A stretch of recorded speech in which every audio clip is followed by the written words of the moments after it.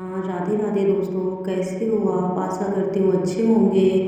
आज सावन मास का बहुत ही पावन प्रदोष है, जिसकी कथा इस प्रकार है। प्राचीन समय की बात है। दो पुत्रों से युक्त एक अत्यंत निर्धन ब्राह्मणी थी। एक दिन उस ब्राह्मणी को प्रदोष व्रत एवं शिव जी के पूजन की महिमा का वर्णन करते हुए शांडिल्य के दर्शन हुए।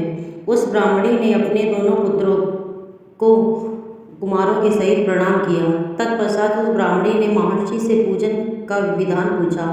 शांडिल्य मुनि ने भी उस ब्राह्मणी की भक्ति और श्रद्धा को देखकर प्रदोष व्रत एवं शिव जी के पूजन का संपूर्ण विधान बताया तथा कहा कि तुम अपने पुत्रों से प्रदोष व्रत एवं शिव जी का पूजन करवाओ, जिसकी करने से तुम्हें 1 वर्ष के उपरांत मनोवांछित फल की प्राप्ति होगी। महर्षि के इस प्रकार के वचनों को सुनकर वह ब्राह्मणी बोली, हे ईश्वर, आपके दर्शन होने से मेरा जीवन आज धन्य हो गया।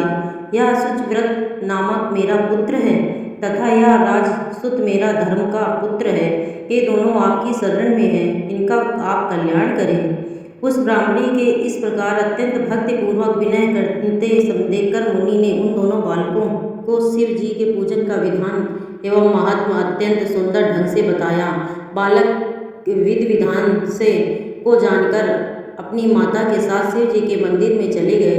उस दिन से वे दोनों राजकुमार मुनि के द्वारा बताए गए विधि विधान के अनुसार प्रदोष के समय शिव जी की पूजा करने लगे। इस प्रकार 4 महीने समाप्त हो गए। शुचिव्रत एक दिन अकेले नदी में स्नान करने चला गया। वह अभी स्नान कर ही रहा था कि इससे एक दरार में चमकता हुआ घड़ा दिखाई पड़ा।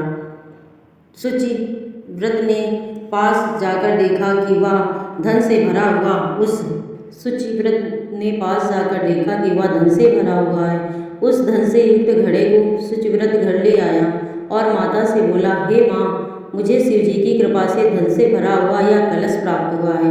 वह ब्राह्मणी धन से भरे हुए उस घड़े को देखकर अत्यंत चकित व हर्षित हुई और राजसुत को बुलाकर कहा कि पुत्र शुचिव्रत ने यह कलश पाया है, इसके धन को तुम दोनों आधा आधा बांट लो। जब माता ने इस प्रकार कहा तो शुचिव्रत को अत्यधिक प्रसन्नता हुई, किंतु राजसुत ने कहा कि यह धन शुचिव्रत को उसके पुण्य के प्रभाव से प्राप्त हुआ है, अतः मैं इससे हिस्सा नहीं लूंगा, क्योंकि मनुष्य को अपने कर्म का फल स्वयं भोगना चाहिए। 1 वर्ष बीतने पर एक दिन राजकुमार बसंत ऋतु में शुचिव्रत के साथ जंगल में घूमने गए। वहां वे दोनों बहुत दूर निकल गए। वहां पर बहुत ही गंधर्व कन्याओं को उन दोनों ने देखा। ब्राह्मणी के पुत्र ने गंधर्व कन्याओं को खेलते हुए देखकर राजकुमार से कहा कि अब हम लोग वापस लौट चलें, क्योंकि ये गंधर्व कन्याएं शीघ्र ही मनुष्यों को मोह लेती हैं। इतना कहकर वह ब्राह्मण पुत्र रुक गया, किंतु राजकुमार कन्याओं के हर स्थान में बिना किसी डर के अकेला ही चला गया। गंधर्व कुमारी ने उस राजकुमार को देखकर विचार किया कि क्या स्वयं कामदेव ही इस राजकुमार के रूप में आए हैं। ऐसा मन में विचार कर गंधर्व कुमारी ने अपने सखियों से कहा कि निकट वन से विभिन्न प्रकार के फूलों को चुन लाओ, तब तक मैं यही पर रुकी हुई हूँ। सबके जाने के बाद उसके मन में विचार आया कि उसे राजकुमार से परिचय पूछना चाहिए। गंधर्व कुमारी की बात सुनकर सभी सखियां फूल चुनने के लिए चली गई। सखियों के चले जाने पर उन दोनों ने एक दूसरे की ओर देखा और उससे प्रेम उत्पन्न होने लगा। गंधर्व कन्या ने उस राजपुत्र को आसन इत्यादि देकर उससे पूछा कि आप यहाँ पर क्यों आए हैं और आप कहाँ के रहने वाले हैं। गंधर्व कन्या के प्रश्न का उत्तर देते हुए राजसूत ने कहा कि मैं मातृ पितृहीन एक राजकुमार हूँ। गंधर्व कन्या के प्रश्न का उत्तर देते हुए राजसूत ने कहा कि मैं मातृ पितृहीन एक राजकुमार हूँ तथा मेरे राज्य विदर्भ को शत्रुओं ने छीन लिया, और आप कौन तथा यहाँ क्यों आई हैं? मुझसे आपको क्या कहना है? राजकुमार की बात सुनकर गंधर्व कुमारी ने कहा कि मेरा नाम अंशुमती तथा पिता का नाम विद्रवित है। मैं संगीत तथा गायन विद्या में अत्यंत चतुर हूँ। मेरे गायन से सुंदर देवांगनाएं तक मोहित हो जाती हैं। मेरी इच्छा है कि आपका और मेरा प्रेम सदैव के लिए हो जाए। आप अपनी बात कह चुकने के बाद उस गंधर्व कन्या कुमारी ने अपनी मोतियों की बनी हुई माला राजकुमार को पहना दी। वही माला उन दोनों के प्रेम का चिन्ह बन गया। इसके बाद राजकुमार ने गंधर्व कन्या अंशुमती से पूछा कि आपका निर्वाह मुझ राज्यविहीन के साथ कैसे हो सकेगा? आप क्या बिना अपने माता पिता की आज्ञा लिए ही मेरे साथ चल सकेंगी?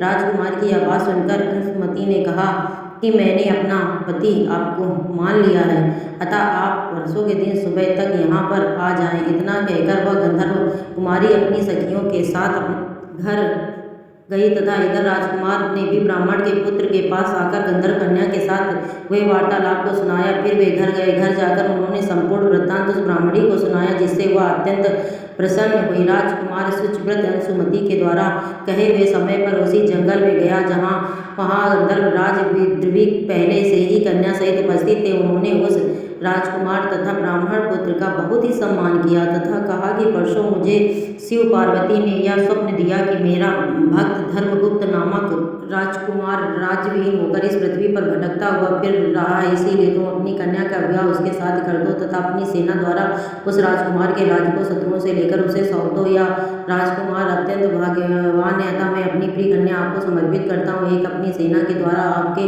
शत्रुओं का नाश करके राज्य आपको प्राप्त करवा दूंगा। आप इस लोक में 10,000 वर्षों तक अनेक प्रकार के सुखों को भोगकर अंत में इस कन्या के सहित शिवलोक को जाएंगे। राजकुमार से स्वीकार उत्तर पाकर विद्रवीक ने अंशुमति का विवाह राजकुमार धर्मगुप्त के साथ कर दिया तथा बहुत सा धन दासियों के अतिरिक्त गंधर्वों की सेना भी दी, ताकि वह अपने शत्रुओं से अपना राज्य वापस पा सके। राजकुमार धर्मगुप्त ने उस सेना के साथ युद्ध किया और उसे विजय प्राप्त हुई। राजकुमार का शुभ मुहूर्त में राज्याभिषेक किया गया तथा उस ब्राह्मणी को अपनी राजमाता एवं ब्राह्मण पुत्र को छोटा भाई बनाया। इस प्रकार वह राजकुमार प्रदोष व्रत एवं शिव जी का पूजन करके राज्य धर्म पुत्र आदि से संपन्न हुआ और बाद में भगवान शिव के लोक को चला गया। जो कोई भी प्रदोष के समय इस कथा को पढ़ता या सुनता है, भगवान शंकर की कृपा से उसके सभी दुख दूर हो जाते हैं, पापों से मुक्त हो जाता है एवं अंत में दुर्लभ मोक्ष को प्राप्त होकर शिवलोक को जाता है। बोलो शिव जी की जय। दोस्तों, अगर मेरा ये वीडियो आपको पसंद आया हो तो प्लीज़ लाइक और सब्सक्राइब कीजिएगा। धन्यवाद।